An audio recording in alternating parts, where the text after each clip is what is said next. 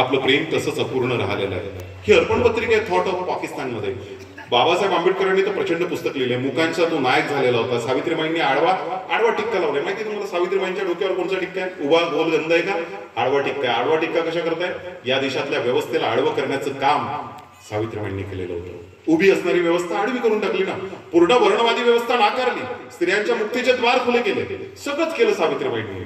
आमच्या छत्रपती शिवाजी महाराजांच्या रायगडाच्या पायथ्याशी जाऊन डॉक्टर बाबासाहेब आंबेडकर 27 डिसेंबर 1927 ला 25 डिसेंबर 1927 ला मनुस्मृतीचं दहन करतात. आणि परवा बिपिनराव आमच्या महाराष्ट्रातलाच एक नट आहे, पोंक्षे नाव आहे त्याचं, आणि तो काय म्हणतो माहिती आहे?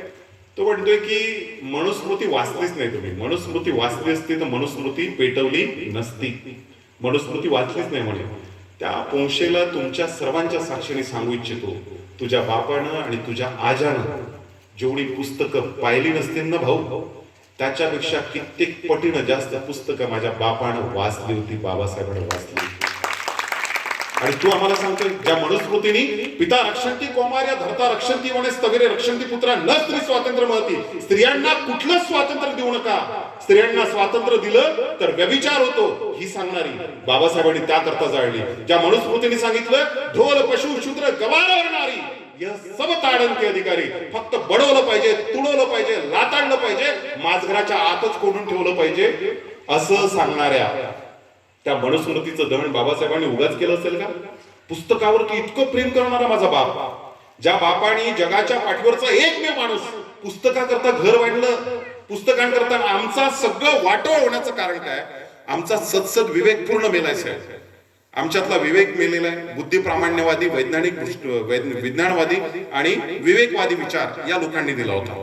अत्यंत विवेकवादी विचार होता. गाडगे महाराजांचं कीर्तन मी जसंच्या तसं जर तुम्हाला सांगितलं ना, आता महात्मा ज्योतिबा फुलेंच्या घरावरती दगड मारलेत लोकांनी, सावित्रीबाई फुलेंना शेण आणि थुंकले, बाबासाहेब आंबेडकरांना मारायला मारेकरी पाठवले. आता डिजिटल मारेकरी येतात. डिजिटल मारेकरी म्हणजे ट्रोल करणारे, घाणेरड्या शिवाय देणारे. गाडगे बाबांचं आणि संत कबीरांचं कीर्तन मी तुम्हाला सांगू शकत नाही, इतकं बुद्धी प्रामाण्यवादी कीर्तन गाडगे बाबांचं असायचं.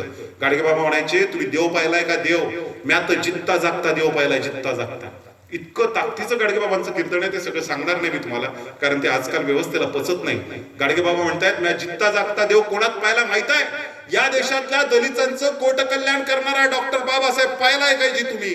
अरे तो गाव डॉक्टर बाबासाहेब आंबेडकर, तो म्हणजे जिवंत देव आहे, जिवंत देव. तुम्हाला माहित आहे तो कर्मवीर भाऊराव पाटील, त्याने शपथ घेतली आहे, माझ्या डोक्यावर जेवढे केस आहे तेवढे बहुजनांचे पोरं मी शिकून मोठे करीन. त्या कर्मवीर भाऊराव पाटलामध्ये मला माया देव दिसते. आणि या देशातल्या इंग्रजाले सळो की पळो करून सोडणारा गांधी बाबा आहे ना, गांधी बाबा, त्याच्यामध्ये मला माया जित्ता जागता देव दिसते. गाडगे बाबा म्हणायचे. अत्यंत तर्कवादी विचार गाडगे बाबांनी ठेवलाय. 150वी जयंती. गाडगे बाबा आणि बाबासाहेबांचे संबंध माहिती आहे तुम्हाला कसे? भाऊसाहेब पंजाबराव देशमुख आणि डॉक्टर बाबासाहेब आंबेडकर कधीच कोणत्या देवाच्या बुवा बापूच्या पाया लागले नाही. आणि तुम्हाला अजूनही सांगतो, ज्या माऊल्यांच्या घरामध्ये शिव, शाहू फुले आंबेडकरांचे विचार आहे, ज्यांना शिवाजी, शाहू फुले आंबेडकर, सावित्री रमाई, अहिल्याराणी, जिजाऊ मासाहेब कळलेले आहेत, त्या माय माऊल्या कधीच कॅप्टन खराच्या दरबारात जात नाहीत. शिक्षण आणि शहाणपण येते का सर डंबरे सर? मला तर प्रश्न पडतो. साक्षर असणं, सुशिक्षित असणं आणि शहाणा असणं, 3 गोष्टींमध्ये प्रचंड फरक आहे. आजच्या पिढीतले मुलं काय होऊन राहिले?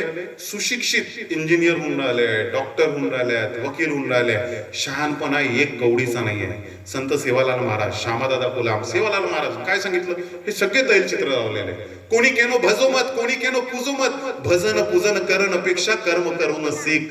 संत सेवालाल महाराज शिकले नव्हते, पण काय म्हणते? कोणी केनो भजोमत, कोणी केनो पूजोमत, भजन कजन करण्यापेक्षा कर्म करून सीख. जानजो छानजो पचच मानजो. पहिले समजून घे, तो खरंच बरोबर आहे का? तो बुवा खरंच काय देश आहे गजू भाऊ? चिचोका 9-9 लाखाचा ऐकला या देशात, महाराष्ट्रात.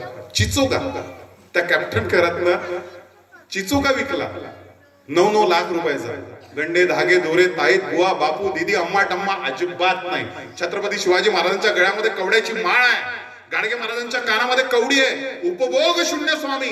या चराचर सृष्टीमध्ये मी जी काही संपत्ती निर्माण करतोय, जी जी संपत्ती मी अर्जन करतोय, या संपत्तीचा मी मालक नाहीये. मेल्यानंतर ही संपत्ती इथेच राहणार आहे. या संपत्तीचा मी विश्वस्त आहे, विश्वस्त. ही संपत्ती सगळ्या सर्वसामान्य लोकांकरता खर्च झाली पाहिजे. म्हणून शिवबांचे 300 350 दरकोड किल्ले बुरुज आहेत साहेब. किती किल्ले होते शिवबांकडे? मृत्यूच्या अंतक्षयपर्यंत 350 किल्ले आहेत, दरकोड आहेत.